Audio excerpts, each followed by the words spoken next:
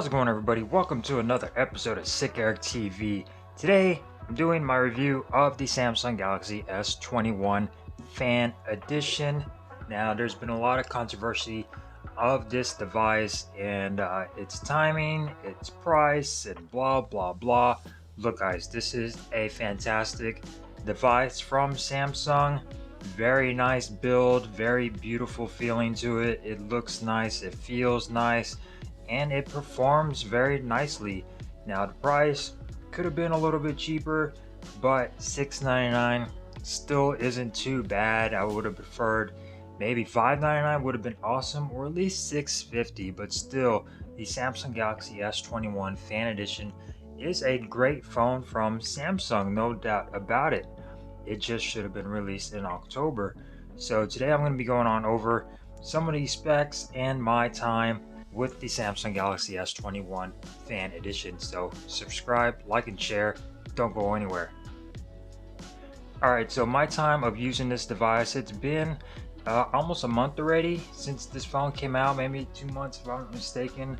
Very nice device. I'm very pleased with it. The construction and the build quality is actually quite nice. It feels a little bit more solid than the A series of Samsung phones, and it just has that nice matte finish to the back. I really enjoyed the feel of this. IP68 water and dust resistant, so that is fantastic news. It's not too heavy. It's a very light device, coming in about 6.24 ounces, so it's a very light and compact device. 6.4 inch AMOLED, dynamic AMOLED display, supports HDR10 plus, and it is at 120 Hertz refresh rate, 1080 by 2400. You get 411 pixels per inch on the Samsung Galaxy S21 Fan Edition, and you do have an always-on display with your in-display fingerprint sensor, which is definitely a lot more faster and reliable than the fingerprint sensor on the S21 Plus. That fingerprint sensor is very finicky. If you just washed your hands or your finger were dirty, that fingerprint sensor would not unlock my phone. You slap a screen protector on it, even worse. Actually really good and really fast as far as unlocking the device. You also get facial recognition on here, which a lot of other people aren't including on their devices. So that's actually a good thing. I love having the options to unlock your device. This phone is running Android 12, One UI 4 out of the box. One of Samsung's first devices to actually ship out with One UI 4. And I have to say, the Samsung is actually perfected this update for Android 12. Not even Pixel has perfected the update for Android 12. There's a lot of bugs on the Pixel 6. And with Samsung, this update and this version of Android 12 is actually really nice and pretty much perfect. Everything runs on here, no crashes, no bugs, no nothing. It's absolutely fantastic, and Samsung did a really good job of bringing Android 12 and One UI together. You get the Snapdragon 888 on here, which is excellent, although this Snapdragon version is technically a year old and outdated, considering the fact that we're now getting devices with the Snapdragon 8 Gen 1 chipset. The Snapdragon 888 is still very capable and a powerful processor. It does tend to get a little warm sometimes, but not too bad, and it's really not that bad on this device. You get 6 gigabytes of RAM, 128 storage. That's the starting. You can opt for the 8 gigabytes, 256 storage. That's going to cost you about $50 more, I believe, if you were to get that variant. But performance on here, it's been pretty good for the most part. Every now and then you get a little lag when you're scrolling in to your Google feed off to the side, and I am using the original stock Samsung launcher on here. But other than that, every now and then everything does run perfect on here, but every now and then you will get a slight jitter on here, but nothing too serious. And I noticed that removing the background blur helps a lot, especially when you're on your home screen and you scroll down from your for your notifications and your quick toggles. To remove that background blur, it actually makes this process a lot faster. If you want to remove that, go to accessibility, visibility enhancements, and scroll down to reduce transparency and blur, and go ahead and click that on, and everything will run a lot smoother on this device. So as far as cameras, the cameras on here are absolutely fantastic. I was quite pleased with the camera quality of the S21 Fan Edition. You get a 12 megapixel main sensor, aperture of f1.8. You get a PDAF and optical image stabilization. You get an 8 megapixel telephoto sensor with an aperture of f2.4 with 3 times optical zoom. You can zoom in at 30 times space zoom, but the camera quality isn't going to be that great. So stick of anything under 10 times zoom and you will be okay. 12 megapixel ultra wide, aperture of f2.2, and it does have a 123 field of view, so that is definitely a lot wider than other devices like the Pixel 6. You can record up to 4K 30 and 60 frames per second on the rear. Front facing camera, 32 megapixel, aperture of f2.2, supports HDR, and you can record up to 4K 60 on the front facing camera, so that's fantastic news. Pictures on here come out fantastic, video comes out great. I'm going to go ahead and play you some video and show you some pictures taken on the Samsung Galaxy S21.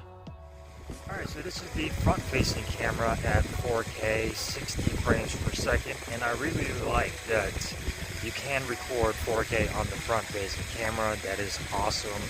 A lot of phones nowadays aren't doing that, especially OnePlus and other devices. So I'm glad that Samsung sticks with their guns and they give us 4K recording on the front facing camera.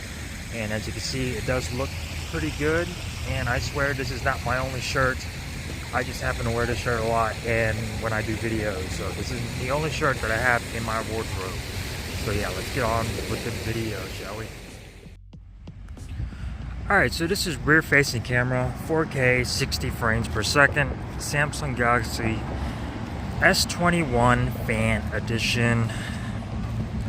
Let me know what you think of that video quality, how it's exposing the sky, how everything looks, and how everything sounds. Cameras on here are actually really good, and I'm surprised by the cameras, but not really. I was already expecting that they'd be really good cameras. The S21 series has really good cameras, and I was expecting no less from the Fan Edition. So yeah, there you go.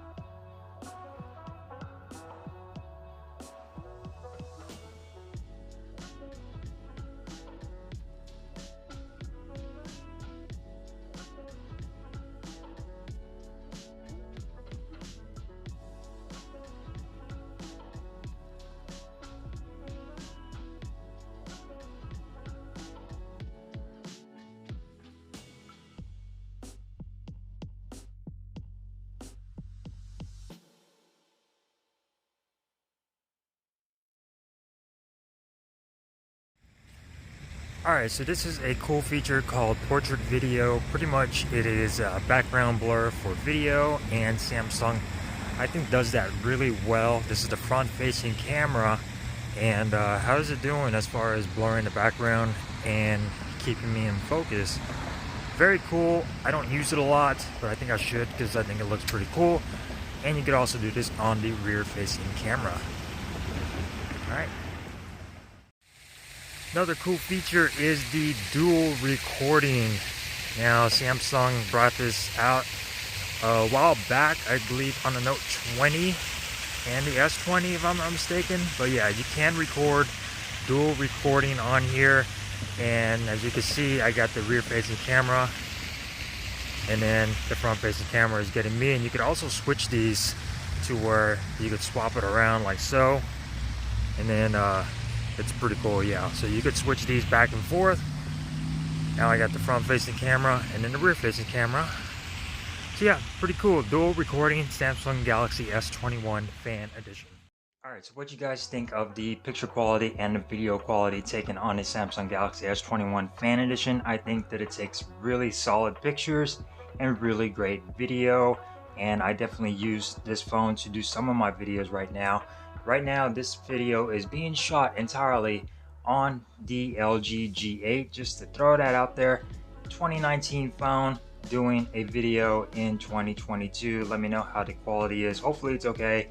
And yeah, I just got this phone, so I'm kind of excited about it, and decided to do a whole video shot on the LG G8. So all the pictures you've been seeing on here and video B-roll were shot on the LG G8.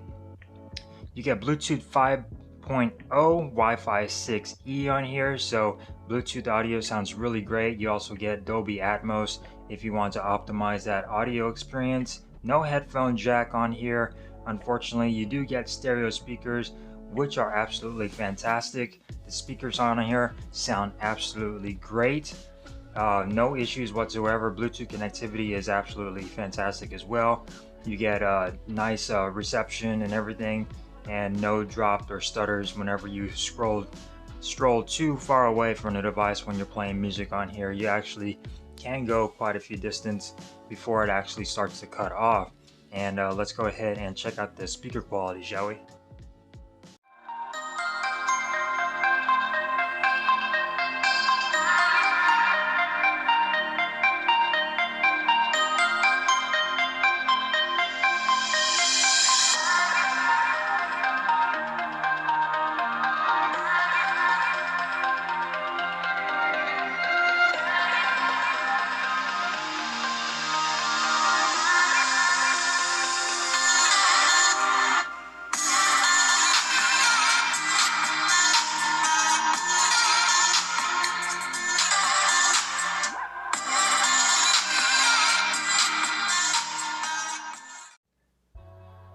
So yeah, speakers on here sound absolutely fantastic. You get a 4500 milliamp hour battery with 25 watt charging. You don't get a charger in the box, unfortunately. It will charge at about 50% in 30 minutes. You get fast wireless charging at 15 watts, and you also get reverse wireless charging, which means you could charge a smartwatch or a pair of buds or another device very slowly on the rear. USB power delivery 3.0. So battery life on here, not that much different from the regular S21 Plus, and that battery life isn't that great. Yes, it's 4500 milliamps over here, which is larger than the regular S21, but the S21 Plus has a 4700 or 4800. So that battery on that device, on the Plus version, wasn't that great to begin with. And on this, unfortunately, battery life has been okay. It hasn't been mind-blowing or amazing on here, but battery life, it will definitely get you through a full day. I find after an 8-hour day at work with streaming music and playing some videos all night long and doing some podcasts and Audible on here, running Bluetooth all night long, I find that once I end my 8-hour day, I'm about 40% on here, and it could be a little bit better. So I have to definitely charge this overnight or charge it the next day, first thing in the morning. And as far as that goes, battery life, has been okay. It's not amazing. It would definitely get the job done and get you through the day. I think it has to do with that Snapdragon 888. It is a very power hungry device. As far as colors, it comes in white, graphite, lavender, and olive. And just in case you guys haven't realized, this is the white version. Very nice construction. Doing a little walk around, you get your power button over here, your volume, everything is in a nice spot to you could reach it. Your thumb falls right on the power button, which is fantastic. The S21 Plus is a little bit higher. Volume rockers are actually reachable. You get your camera cut out right there up top. Very, very thin bezels, a little bit of a chin down here, but nothing too serious. The bezels around here are absolutely fantastic. This display looks nice. It is flat, no curves.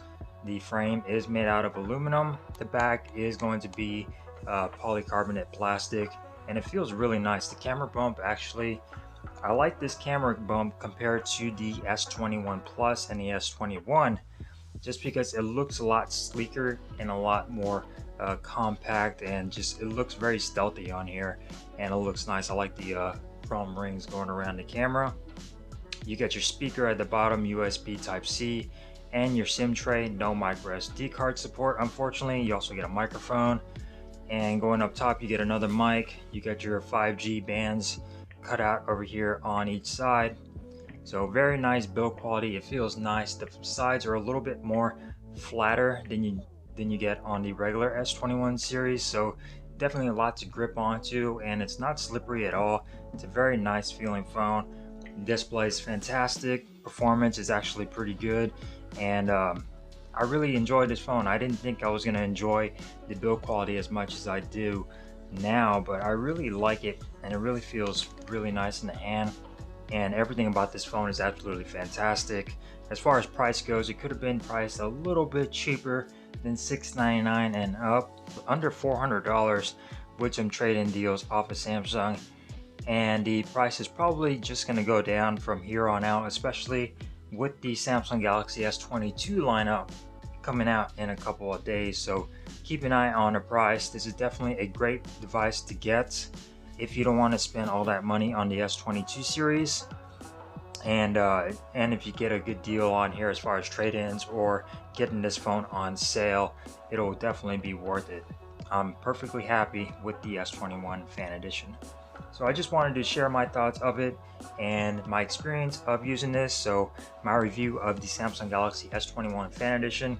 Great device, okay price, and great performance, excellent cameras, excellent display, no issues whatsoever. So thank you guys for watching. Consider subscribing to my channel if you like this video, and if you like what you see and want to see more videos like this, click that bell icon.